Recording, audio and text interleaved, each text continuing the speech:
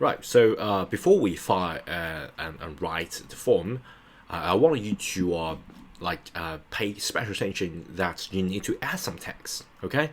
At least not in the box inside. And let me bring this instruction here.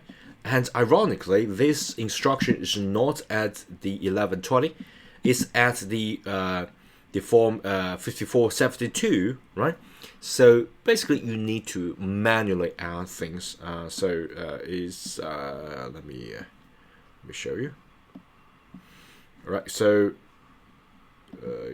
where is it? Yeah. Note: foreign-owned USDE, which stands for disregard entity, should be written across the top of the form 1120. Okay. File this form by. So basically, you want to copy this. Okay. And you want to written at the top of this form here. And one of the hurdle of directly editing this file is because this is not a ordinary PDF file. Okay, you can fill in information. So, for example, we copy that information, we can paste it here. Foreign-owned US disregard entity.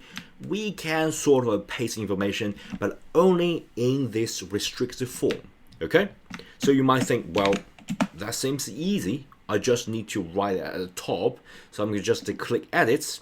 You know what? You can't. Okay, so for example, I want to add the content. Of course, there will be like a free trial and all that.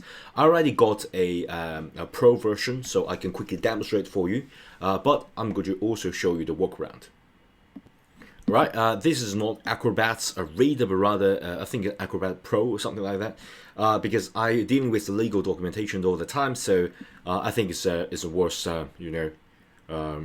using their professional version. Especially they got like an AI functionality, but it doesn't really matter. If you go to edits and you can see, you know what? Even though you got like a pro version, you can't edit it. Ironically, because the XFA form cannot be edited using Acrobat format.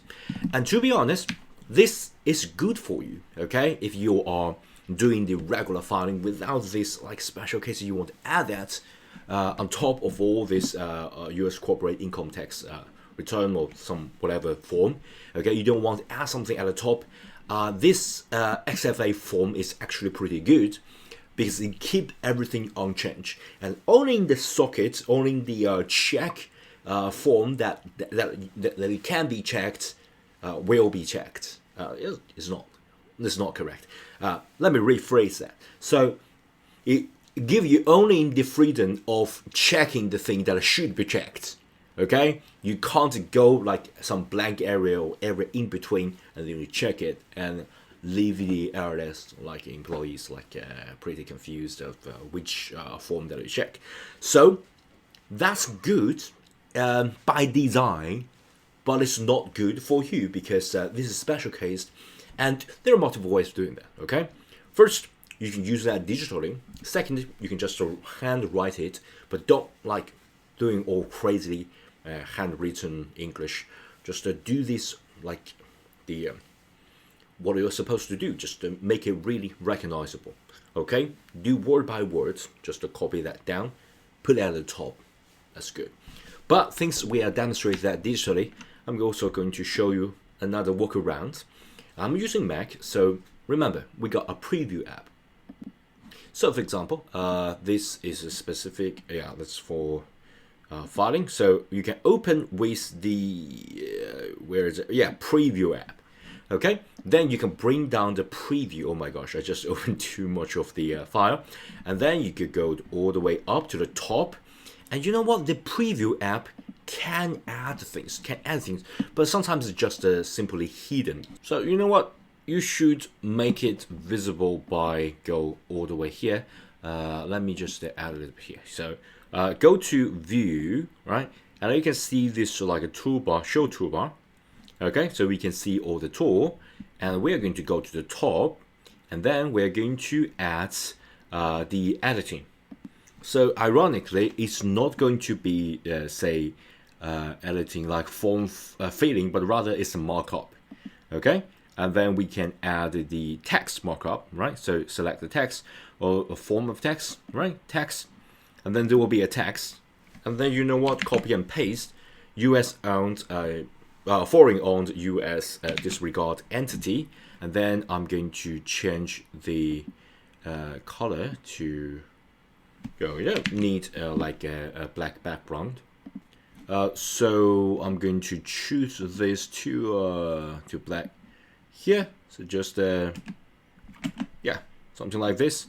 Click anywhere else, and then you can click and hold this. Okay, to yeah. Okay, so that sounds pretty good, right? You got like really big text, like foreign owned U.S. disregard entity. So they know that it's just a pro forma 1120, and they're waiting for your attached form. Okay, so then you put all this together. You either fax it or you print it out and you put that in the mail. So they know that when you open it, oh, we got like multiple forms. Okay, and this, oh, why this is like empty? Oh, this is a foreign owned U.S. Disregard entity. And you know what? Things you are mailed to that specific unit. Remember that unit, like a ping unit, is a pretty similar to like the ping number, like some PRN unit, right? So that specific unit is a manager for the like foreign-owned U.S. disregard entity. So they were like actively looking for this. You got it out, and you know you follow their rule.